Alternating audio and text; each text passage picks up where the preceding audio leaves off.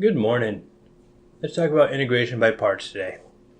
So we've already covered substitution, which is the inverse of the chain rule, and what I called the, power rule for integration, which is just the opposite of the power rule for derivatives. So integration by parts is the opposite or the inverse for the chain rule. Not chain rule. Did I say the chain rule? Gosh darn dang, I just ruined everything. Gross conceptual errors. The product rule. It is the opposite of the product rule. So it's actually pretty straightforward when you're just looking at. There are surprising complexities once you get into it. But as far as the rule goes, it's pretty straightforward. Now I'm going to warn you right now, my notation for this is terrible. I completely abuse notation. But I like the way that I do it because when you're on when you're working in a timed event, it gives what I feel is a good balance of understanding and speed. You'll see as I go along. So uv prime, so I'm using prime to show that it's a derivative, is uv prime plus u prime v. This is the product rule for derivatives. So if we rearrange this a little bit, then we have uv prime equals uv prime minus u prime v. Okay? What I did is I took the blue, this guy, nope, that one stayed there. I took this and moved it over to that side and then flipped the sides around. So then we integrate both sides and we have integral of u dv equals uv, because the integral of a derivative is just the original function, minus v du integrated. And that, more or less, is the entire derivation, proof of why integration by parts exists. Now, yeah, that's pretty much the entire thing. So it's not really intuitive just looking at the formula, how this plays out. What you're going to want to do is you're going to want to choose part of the function to be u, part of the function that you're given to be dv. So what you're working with is you're finding a part for that and a part for that. And the part of the function that you're going to want, I know I haven't really given any examples yet, so you're kind of flailing in the wind. That's okay. You'll be fine.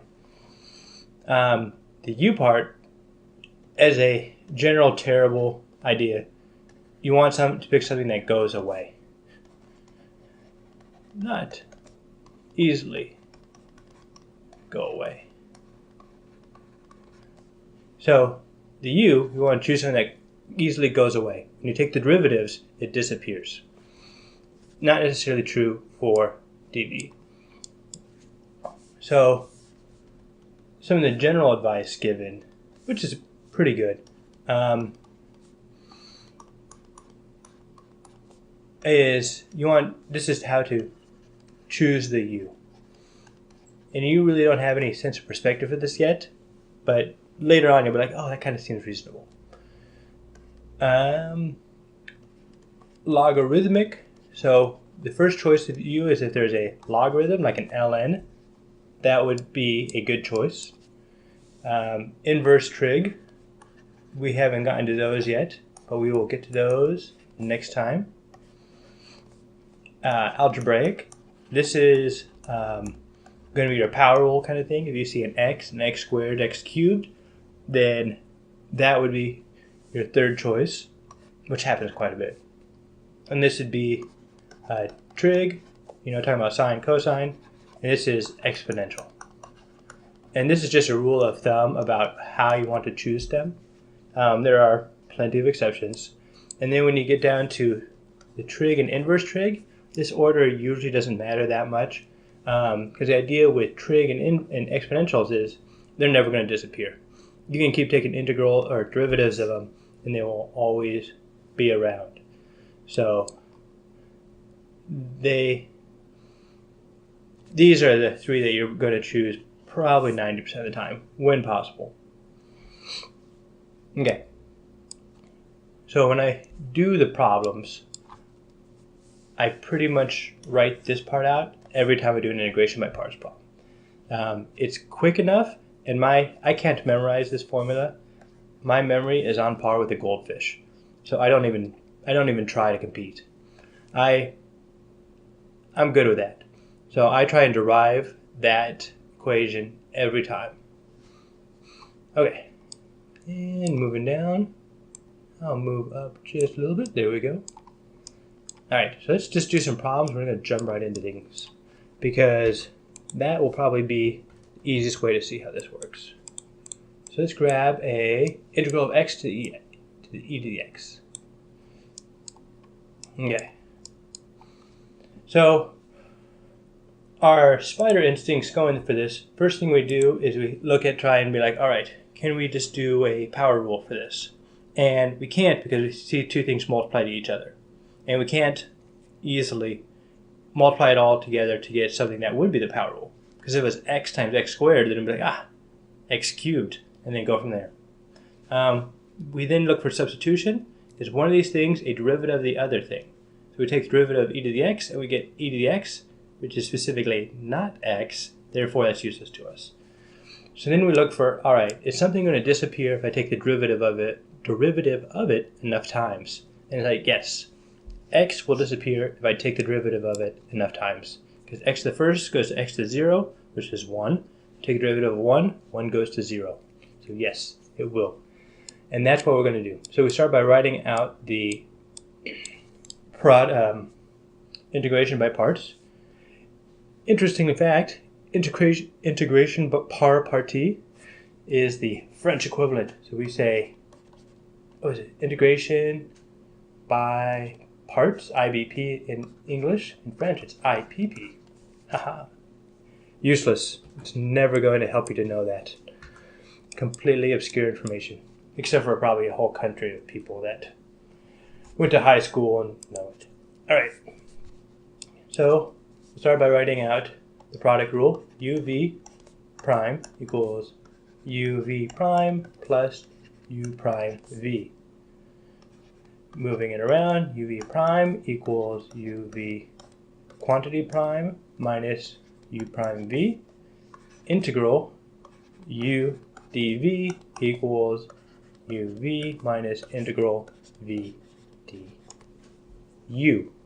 And so then here so I do this pretty much every time I do the problem.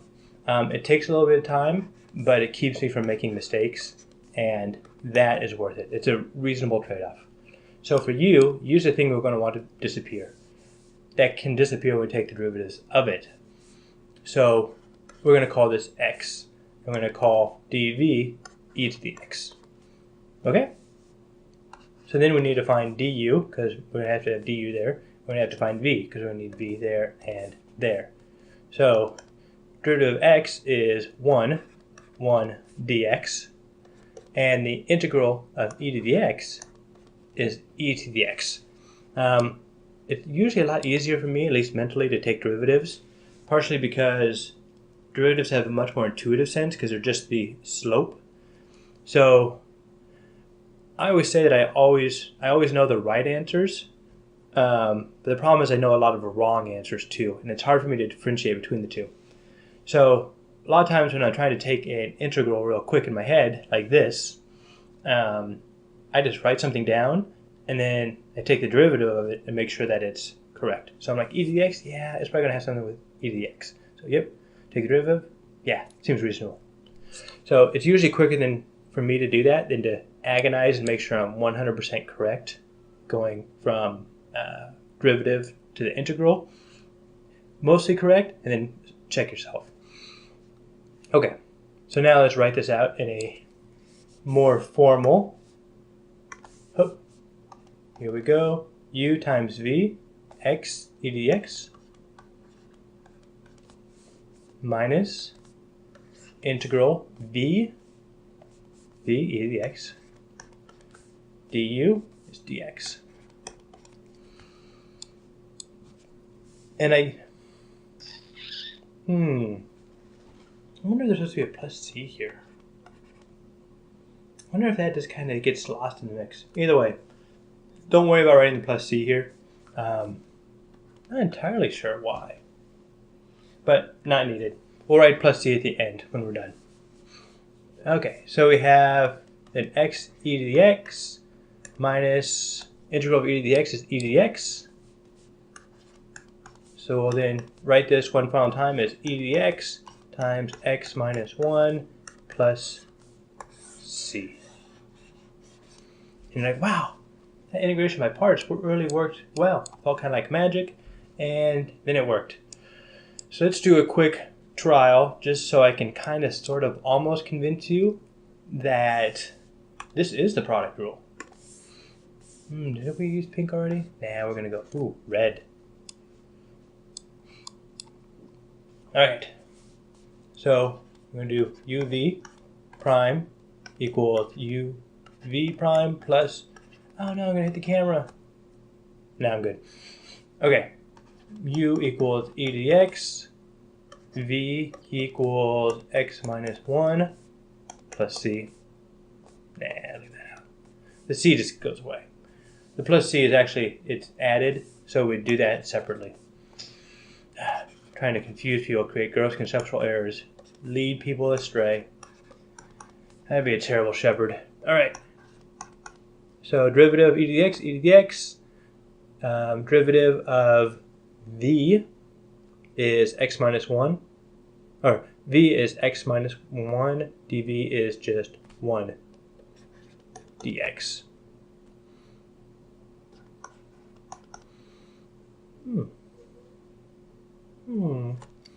I assume that's right. We'll go for that. Right. So then u times v prime. So u is e to the x. V prime is dx.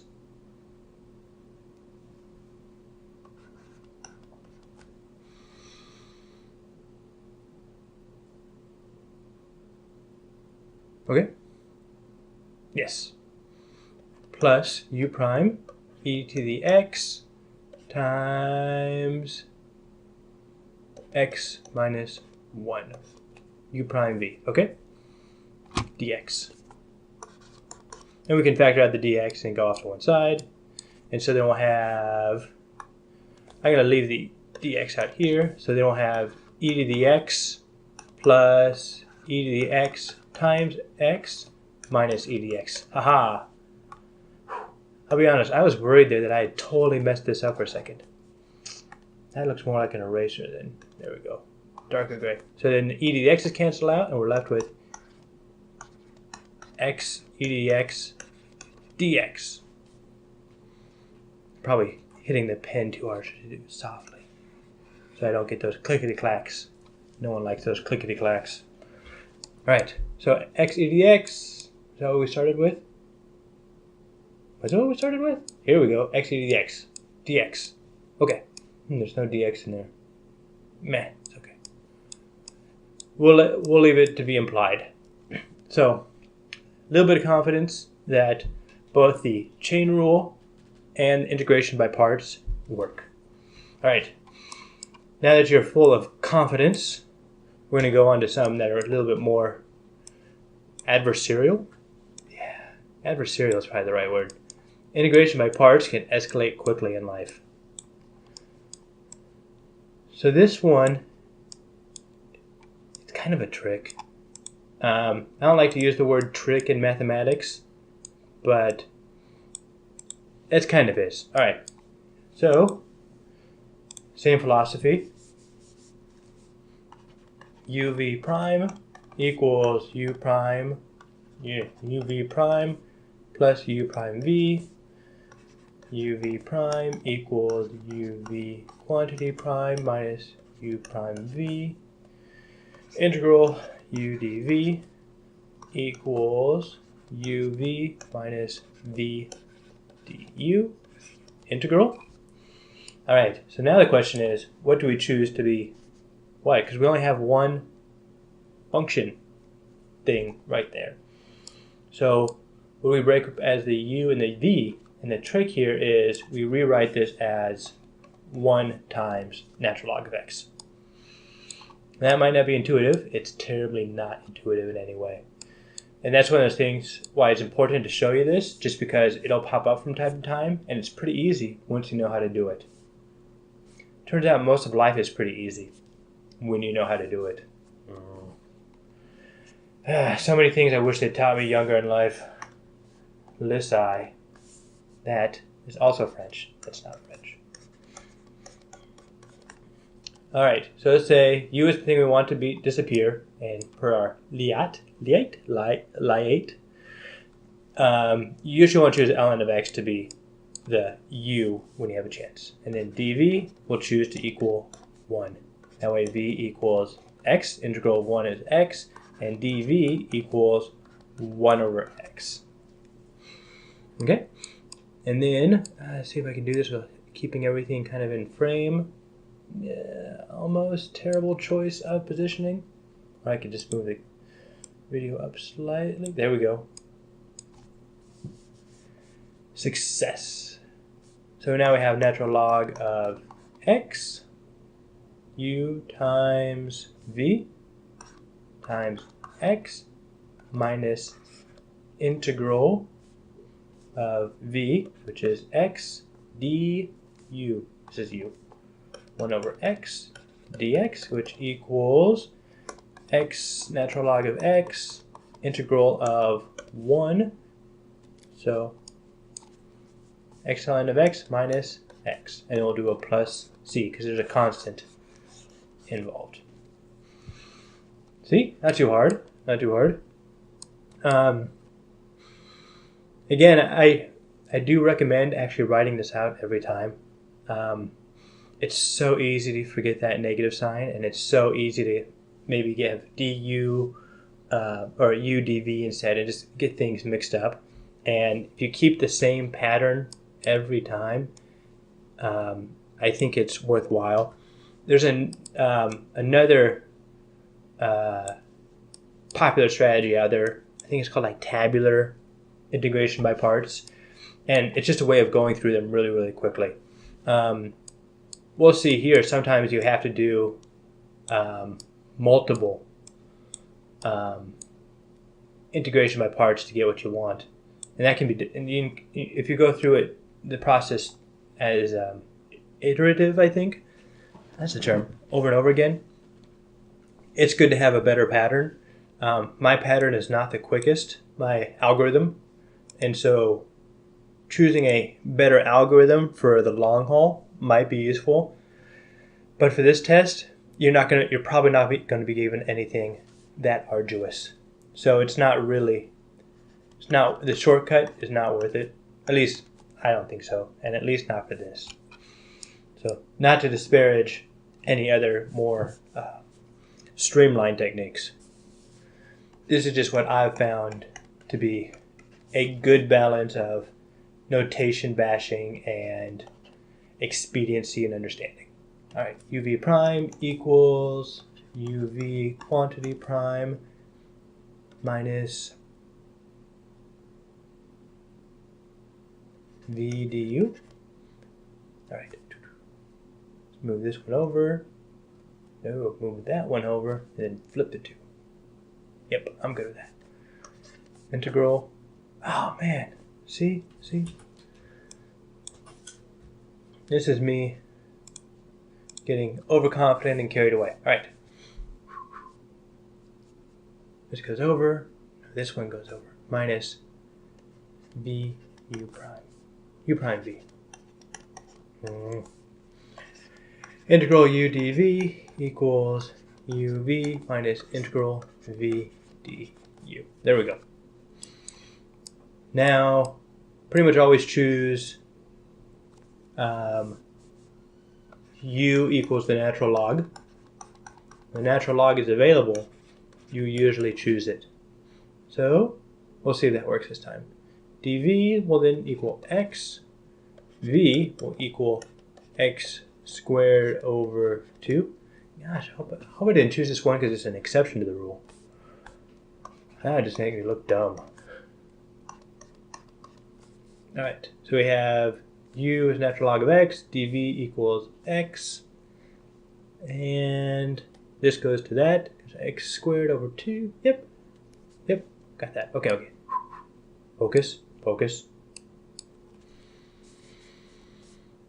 Change colors. It's going to really hurt you guys on the test and when you can't change colors all the time at your beck and call. Bad training on my part. UV. Ooh, I really like that too. I should just copy and paste that one too and use it for all my 2's. X squared over 2 times 1 over x dx. Right. Change colors to provide contrast. Ooh, I like the sky blue. Cancel. And 1/2 comes out. Equals 1/2 x squared natural log of x minus 1/2. And then this would be x squared.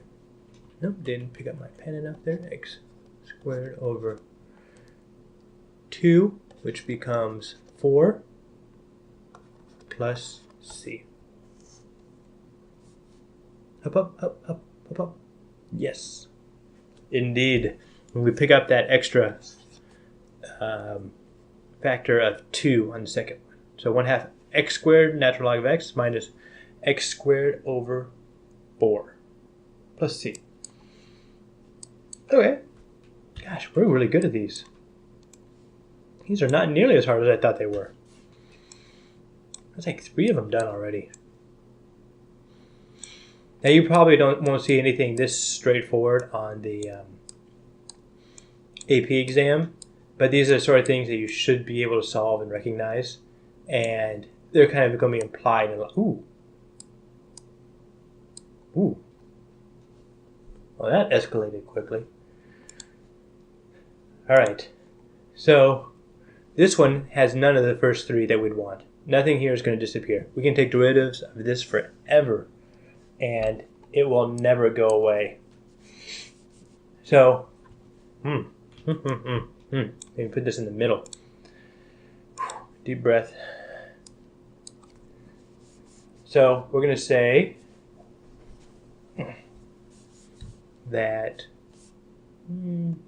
uv prime equals uv prime plus u prime v. uv prime equals uv quantity prime minus u prime v. Move over slightly, and we're going to have integral u dv equals uv. Oh, that's a w, which becomes quite a confusing variable because it's like, is it 2 u's or is it just a separate variable? All sorts of unnecessary confusion. All right. So I don't think here it's going to matter which one we choose to be u and which one's going to be v, because this is another one of those, like the natural log of x things, which is kind of a trick that everyone should see once in life. Everyone should understand once in life, because once you understand it, you might not be fluent at it, but I think you can get it with enough time. Deserted on a island with nothing but sticks and mud and time, you too will be able to solve this problem. So I'm going to say e of x equals, or u equals e of x, and I'm going to say dv equals sine of x. v du integral of e dx is, or derivative is e dx, and so I'm just going to, the way I do this is the integral of sine of x. So I just write cosine of x up top, and I leave a little gap here because I'm never quite sure about that negative sign. What I do know though is that sine of x looks like this, and cosine of x looks like this. So if you look right here at 0, the derivative is going to be negative. So if you're taking the derivative of cosine, you're going to get negative sine. And if you look at 0 right here, if you take the derivative of sine, you're going to get positive cosine. And that's because the derivative, the slope at this point, 0, is going to be positive, upwards. So I just write up cosine because I know that they're going to be related, and I figure the sine out using the derivatives. So the derivative of cosine is negative, so these should have opposite sides. So negative cosine. Yep, that seems right. All right, so negative cosine of x, derivative, double negative, sine of x. Okay, and so from here, we will write out, see if I can get enough space here. So we have the integral of u dv equals uv. So we have e to the x times negative cosine of x minus integral v negative cosine of x. I'm going to take this off time and just cancel out the negatives. Hope there's not a negative. No, du e dx. And this should be dx here. So then this would give us dx. There's probably a dx there too. Is there a dx there? There's not a dx there, but there should be. Okay. Terrible notation. All right, so now we see this. We're like, all right. So now we have a slightly different situation, but pretty much the same situation. So what we're going to do is we're going to do this all over again. So then we're going to still say u equals e to the x, because at this point we're kind of comfortable with that. Du equals e to the x dx. And in case that was lost on you, we're trying to find the integral of this portion right here. And I'm ignoring everything else. dv, we'll choose that to be cosine of x. Ideally, you should write u and dv first and then fill in everything else. I'm getting lazy. Well, it's going to be sine of x. And sine of x is positive, so it's going to have the same sign. And so sine of x, cosine of x. Yes, don't change the signs on that. So the derivative of sine of x is cosine of x. Check. Okay? And then we're going to do something like this. And we're going to say integral e to the x cosine of x dx equals, and then we still have up here our equation, u times v, move up slightly, e to the x sine of x minus integral of v sine of x du e dx dx. Okay, and so now your thought process is, wow, that helped us out none at all. Sort of, kind of. All right, so I'm going to write this whole thing out.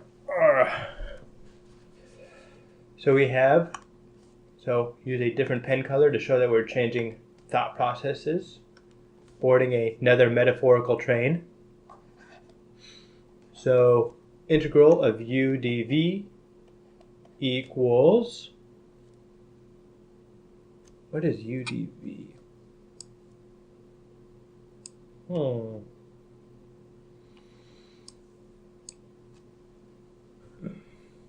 E to the x sine of x. So u is e to the x, dv is sine of x dx. So we have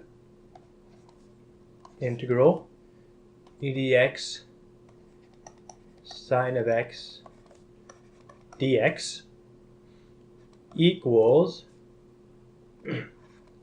negative e to the x cosine of x plus, and then this section right here, e to the x sine of x minus integral sine of x e to the x dx. Okay, so this is what we want to look at right here. So what we do then is we recognize through inspection. I love that word, through inspection. It's kind of like, well, then we add mystery chemical X, or handwavium, or the contrivium chemical, or saying that it's beyond the scope of this class. It's like, okay, you just want to say it without any justification. All right. So these two are the same. So what we can do is we can actually move this sine of x e to the x over to the other side. So we have 2 integral e to the x sine of x dx equals, let's see what we got here. We have e to the x, factor that out, sine of x minus cosine of x. Then we'll move the 2 over, cancel that out, and e to the x sine of x equals that.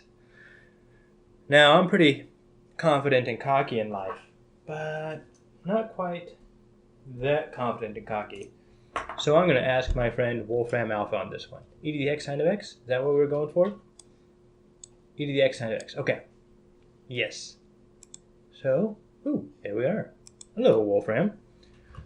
Integral of e to the x times sine of x.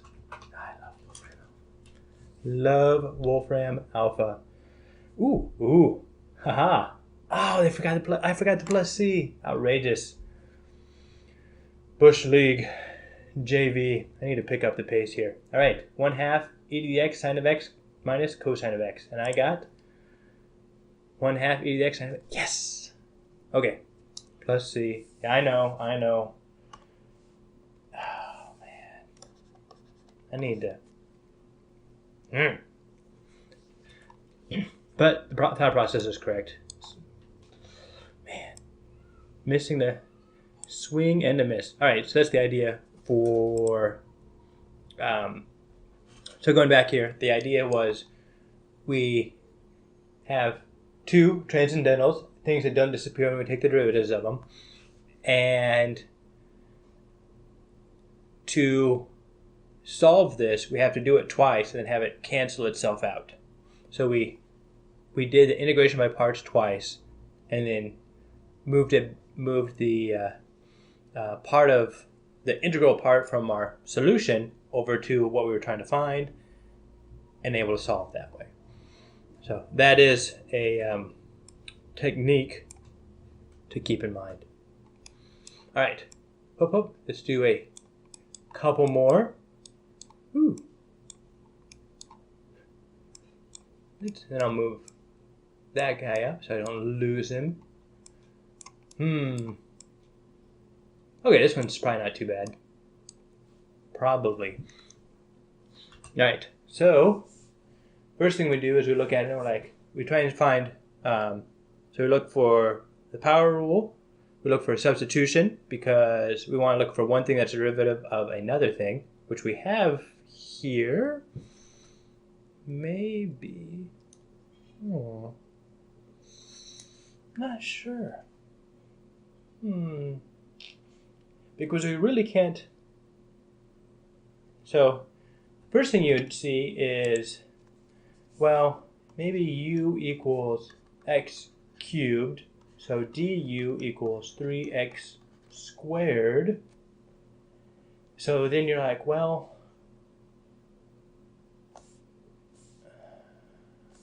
dx, and so then you try and do something like, so then x squared equals du over 3 dx, and you're trying to do something like u cosine of du over 3 dx integral, and you're still left with a dx over here, and then things get messy.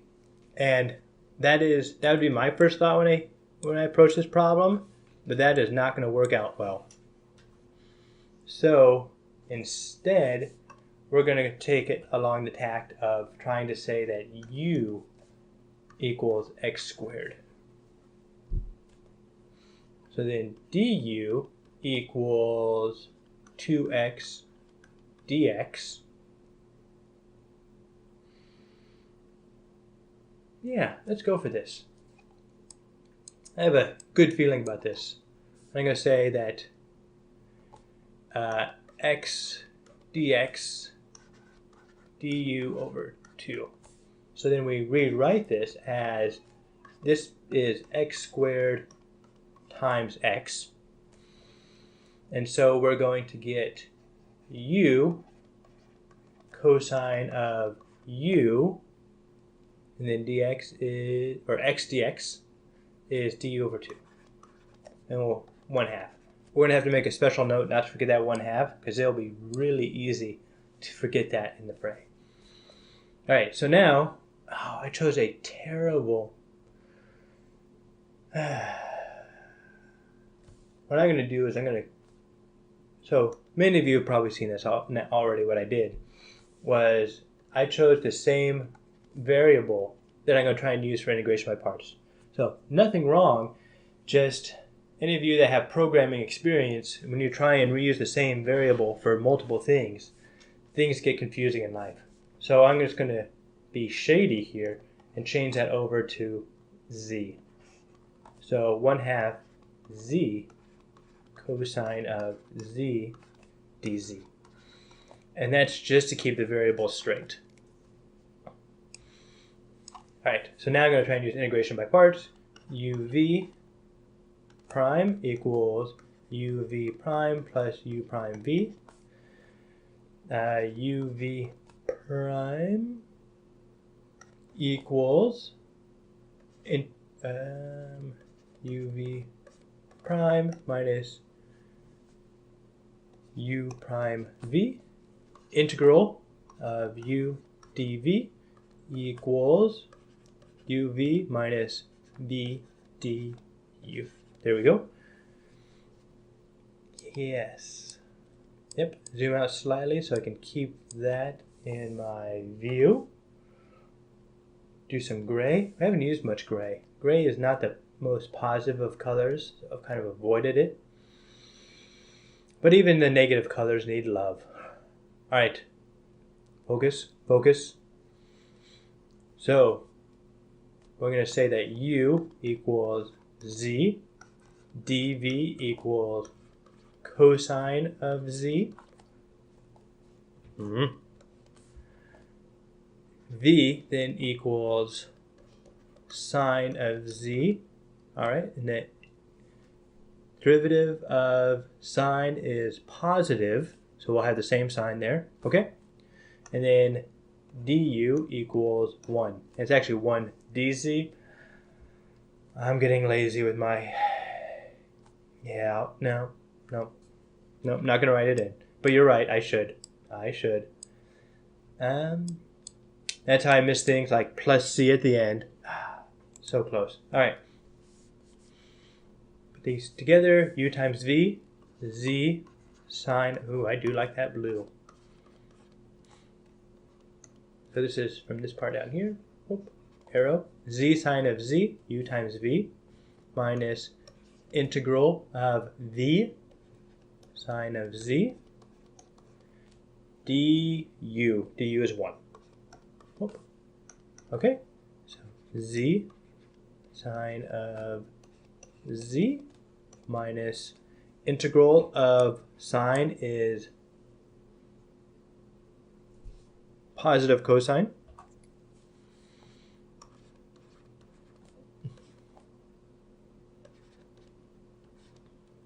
So minus a positive, v du, we'll do a plus c. Does that seem reasonable? It does. Now we know that z equals u, which equals x squared. Is there supposed to be a... No. Okay. Yep. I was almost worried that I forgot a dx or dz somewhere. But I didn't. It's fine. There was a dz here which then disappeared. So we have x squared sine of x squared minus cosine x squared plus c. This is probably a different c actually, but it's okay. They're all just constants. And my intuitive is, oh, sine of x squared minus cosine of x squared. There's probably a trig formula that does something with that. And no, because there's an x squared there. And then we can't forget the 1/2. It'd be tragic if we drop that 1/2, just like we called we were going to drop it at the very beginning. All right, x squared sine of x squared plus c. Yep. And I'm going to go with Wolfram on this one. Again, 100% confident, but just in case. All right, so x cubed cosine of x squared, integral of x to the third times cosine of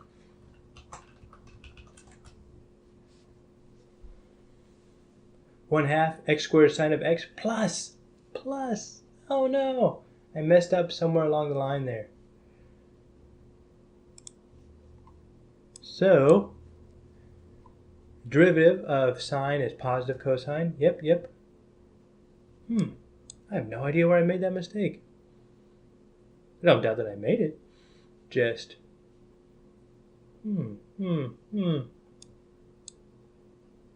Interesting.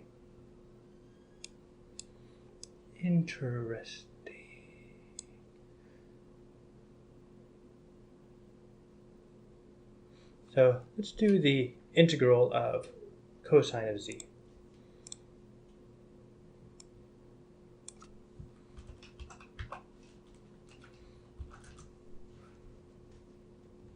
Yep, all right, positive sine of x. Interesting.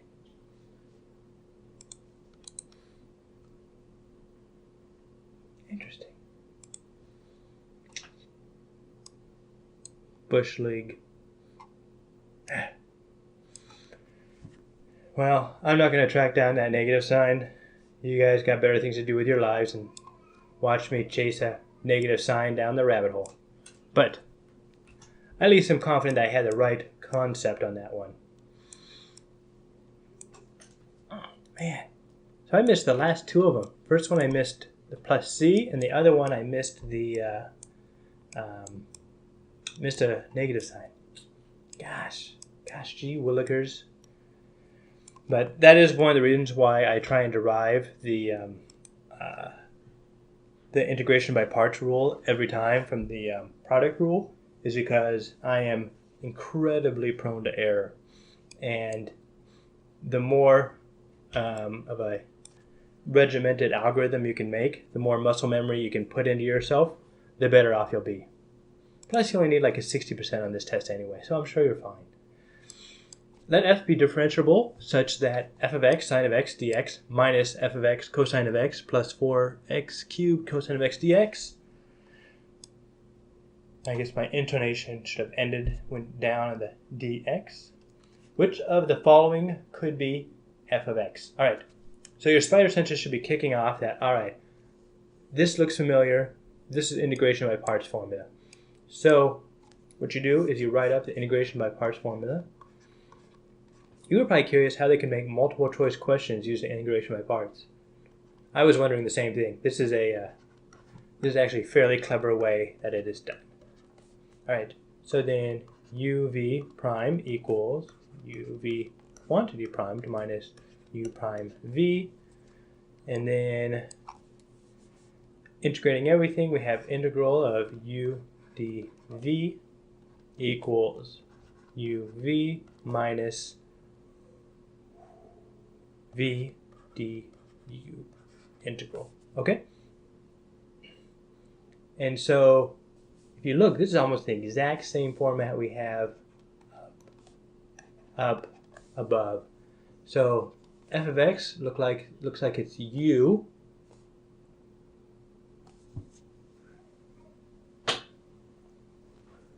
Yep. So maybe if we move this here, f of x times negative cosine of x, then we get a negative here and get a negative with the cosine of x. But other than that, they're pretty straightforward. So we're going to go with this, and we're just going to try it out, see what happens. So we're going to say u equals f of x. The u prime equals, so looking at this formula, it's going to say that 4x cubed, because that's just where it fits in, and then dv is negative cosine of x. So positive v would be sine of x. So the integral of let's see. So the derivative of sine of x is positive cosine of x, and so it's going to mean it's going to have the same sign. So to get negative, we're going to have negative sine of x. I'm going to check that on Wolfram. I'm not saying my confidence is shaken, but just in case, integral of negative cosine of x gives us negative sine of x. Negative sine of x, okay. Yep. So then we put this together, we're going to get f of x dv times negative cosine of x integral equals u times v, f of x times negative sine of x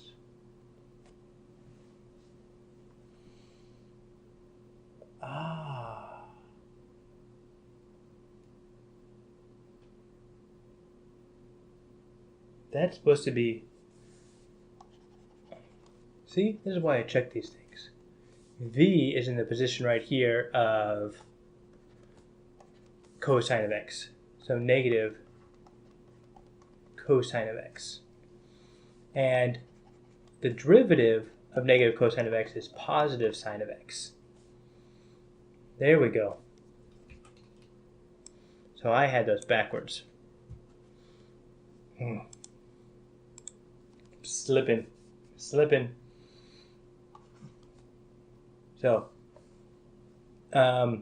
cosine of x, the derivative of cosine of x is negative, because if you look at 0 at the slope, it heads down.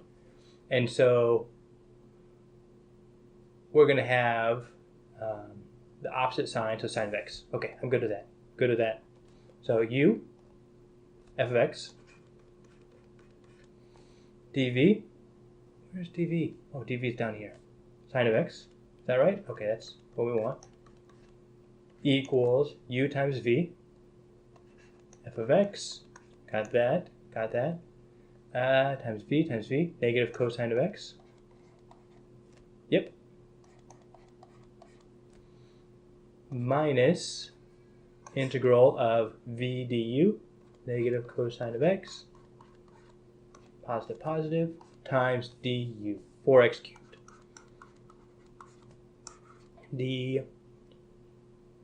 dx, probably dx.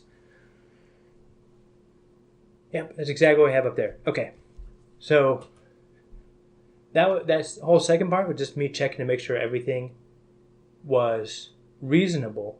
And now they're asking which of the following could be f of x. So what we do is which we probably could have done this towards the beginning, and if I was crunched for time, I probably would have just been like, man, probably, sort of, kind of, and seen if it worked out. So we have the derivative of f of x, f prime of x, is 4x cubed. So we do integral of 4x cubed, and this is, of course, the power rule. So we do 4x cubed, 3 plus 1 is 4, move down to the bottom, 1/4, times 4, cancel, equals x to, not x to the 9th. And I know it's sideways, but still no excuse. X to the 4th. So x to the 4th is our answer. Some things that would have looked possible here, we don't think it would have been cosine of x or sine of x, because for some reason we had a 4x cubed in here, and we had to account for that. So it's probably going to be one of these three. It's probably not going to be 4x cubed, because just writing out the product rule, we see that that's not right. And then this one looks like a real possibility. But when we distribute the negative sign to the cosine, that makes sense that it's with the cosine. So for this one is x to the 4th. Okay, that is the general idea behind integration by parts. I know it's a fairly simple rule, but there's lots of nuances involved. And it just takes a little bit of practice. Next time, we're going to talk about, I think, logarithmic and trigonometric. We're going to talk about trigonometric integrals, which don't come up that often, but it's good to at least see them once in life. That way, even though you'll probably panic when you see them, you'll get over your panic and you'll be able to work through and solve the problem. So, thank you much for joining me. I will see you guys next time.